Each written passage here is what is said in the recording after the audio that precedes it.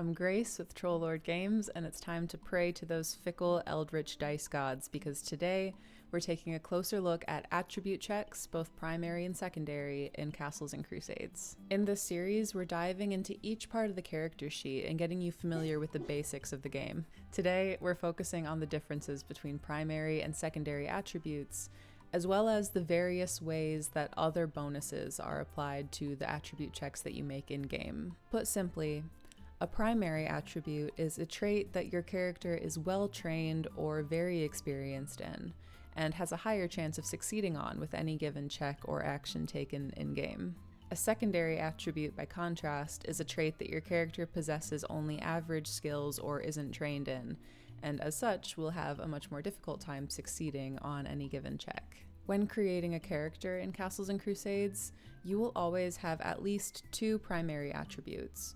One of these will always be determined by your class, and can be found at the beginning of each class's description. Barbarians have Constitution as a primary stat, bards have Charisma, clerics have Wisdom, and so on and so forth. The other primary attribute is up to the player to choose. Some races in Castles and Crusades receive a bonus or penalty to certain stats due to their anatomy or cultures. As such, players should weigh their options carefully when selecting which race and class they wish to play, as well as which attributes to take as primaries. One important note to keep in mind when selecting your race is that in Castles and Crusades, humans get to choose an additional primary attribute for a total of 3. Humans receive no other benefits, so this trait balances the extra abilities that other races receive, such as an elf's ability to move silently or a dwarf's resistance to poison. When choosing which attribute you want as a primary, it's recommended to choose one that generally encompasses the specific skills that you want your character to excel at. Do you want your character to be physically strong and athletic? That is strength. Do you want to be agile and have strong hand-eye coordination? Dexterity. Do you want to be hardy and capable of withstanding all manner of toxins and poisons? Constitution it is. Do you want to have a studious mind and a vast wealth of knowledge to lean on? Intelligence is a must. Wisdom will put you in touch with your gut instincts and intuition, and grant you a strong sense of judgment and decision-making. And finally, charisma is your go-to attribute for mental fortitude, leadership, and negotiation, or deception.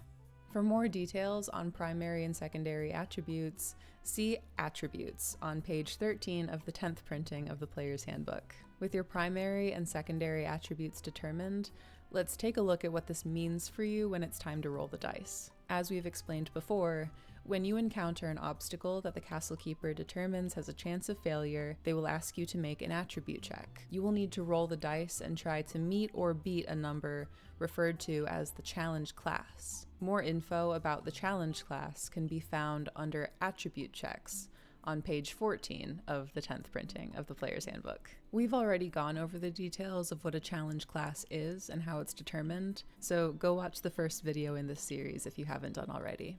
It's also worth noting that your character will add their level to every attribute check that they make, with only 2 exceptions. Firstly, characters will not add their level to any attribute check that falls into the territory of another class's feature. So, if the party's rogue uses their open locks ability, but still fails to unlock the door in front of them, and our friend Grognar the Fighter decides that he wants to give it a try next, Grognar won't add his level to the number that he rolls on the dice. He'll just roll a d20 and add his dexterity modifier. And don't worry, this doesn't mean that you need to memorize every single class feature in the Player's Handbook. In-game, you can always reference the book or just use your intuition to determine if a character should add their level or not.